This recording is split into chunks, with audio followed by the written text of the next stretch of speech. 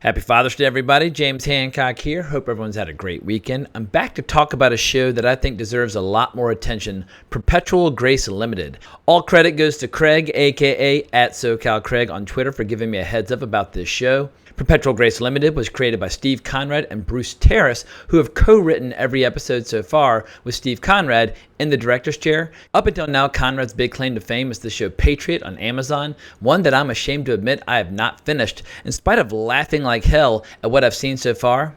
But this new show is available on Epix, which I subscribe to through the Amazon app, and 3 episodes in, it's safe to say this is a strong contender for what will be one of the funniest shows all year. But when it comes to this show's particular genre, comedy doesn't quite cut it. The comedy is dry. So dry, in fact, that as I started watching the show, I wondered if the show even qualified as a comedy at all. I have to confess that I was initially a little bewildered, but by the end of the first episode, I was able to come around and appreciate the unique tone and mood of the show, whereupon I began giggling uncontrollably.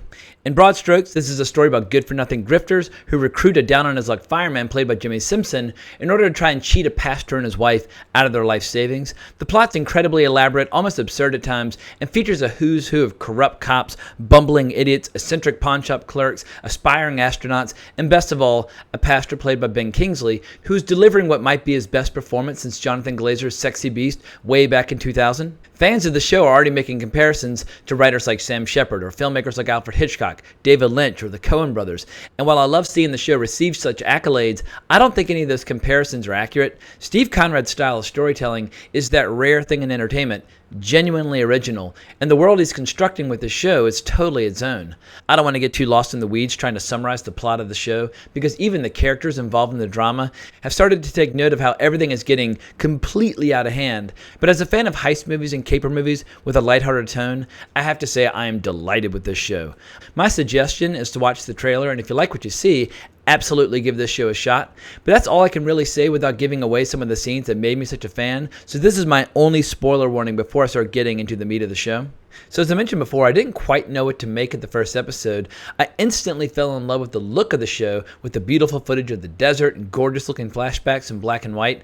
But I think it took me the better part of the first episode to start to get the style of humor at play here. The turning point for me was the revelation at the end of the first episode that Pastor Byron Brown, played by Kingsley, is the most hardcore gangster on the show. While waiting for news regarding his son in a jail cell down in Mexico, Pastor Brown beats a guy to death with his shoe, and when confronted by the cop Hector, played by Luis Guzman, Kingsley's eloquent river of profanity absolutely blew my mind. He says, "I'm going to kill you, motherfucker. I'm the pale horse of death, and hell follows me, boy." And he continues to shred Hector verbally, as only Kingsley knows how to do. And at that point, I knew I'd be sticking with the show to the bitter end, if only to see more of Pastor Brown in action. What's hysterical is that Kingsley at one time played Gandhi on the big screen, yet he seems to take special delight in playing these really savage roles. The verbal abuse continues in episode 2 when Hector's transferring the pastor to another prison.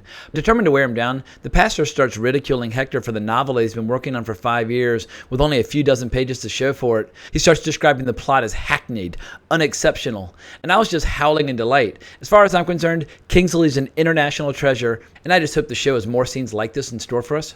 Now, this is going to sound like a strange compliment, but I continue to be impressed with how this show can turn its unusual use of diction into great comedic beats. Every once in a while, there's a scene where characters will get tripped up over a specific word choice, and by repeating them, somehow they turn these words into gold. Words like bolster and bludgeon are not inherently funny, but in the hands of a writer like Steve Conrad, these little moments become some of the best scenes of the show. And I'm fully aware that explaining how a joke functions is one of the fastest ways to ruin it, but I continue to be amazed by all the little building blocks that Conrad uses to construct his stories.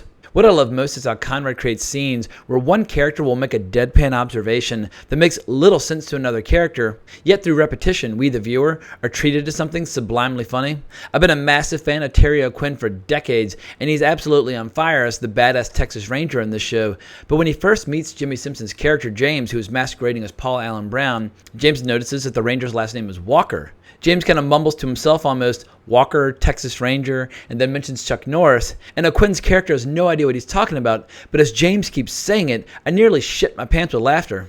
What's strange to me is how Steve Conrad and his shows haven't caught on yet in a bigger way. Right now, comedy is basically dead in the ground in the world of movies. Try and name the last cult classic comedy you fell in love with from the 21st century, and you might be shocked by how far back you have to go. Admittedly, the world of stand-up comedy is in a very healthy place, and there are a lot of really funny YouTube channels, there are a lot of really funny podcasts out there. But obviously, people still love to laugh, and the movies are just not cutting it right now. So in my opinion, Steve Conrad deserves to have a much bigger audience. And in order to put my money where my mouth is, I'm definitely going to go back and rip through the rest of Patriot Season 1 and 2, and I'll obviously be watching this show each and every Sunday the rest of the season. Already, just seeing the opening credit sequence puts the world's biggest smile on my face, but there's so many other little details that I love, like the kid in the pawn shop who wears a marching band outfit to stay warm, or Luis Guzman's overweight kids who never look up from their phones, or Pastor Brown's work song that he sings when he's first putting James to work on his farm. New Leaf might be the funniest character of all, in particular because of his unique code of honor, as well as his refusal to wear a shirt under pretty much any circumstances. Then there's that scene with Scotty Scholes repeatedly calling James retarded. I was just absolutely cackling like a hyena. But perhaps best of all is this new character, Felipe Usted, the man who's determined to be the first Mexican to walk on the moon. There's this brilliant scene where he sets the record for enduring emotional stress as they're alternating back and forth between different forms of music. And I just started howling with laughter as the voice on the intercom shouted, "You're going to the fucking moon, dude!" And that might be what I love most about this show, is that it doesn't remind me of any movie or any show that I've ever seen before. Its sense of humor is totally its own. And for that reason, I give this show a very strong recommendation. So thanks again to SoCal Craig for encouraging me to watch this show. And if any of you out there have any other new ongoing shows that you'd like to see me cover, don't hesitate to make a suggestion in the comments below. Next on my to-do list is to get caught up on the show Nosferatu on AMC, which I hear is an absolutely fantastic new horror show. But I'm definitely always on the lookout for new stuff to cover. At any rate, I think I'm going to go ahead and wrap this video up, but I can't thank you enough for watching. If you enjoyed this video, please consider giving this video a like and subscribe to my channel. I'd really appreciate it. But I hope everyone has as much fun watching the show as I did, but more importantly, as always, onwards and upwards.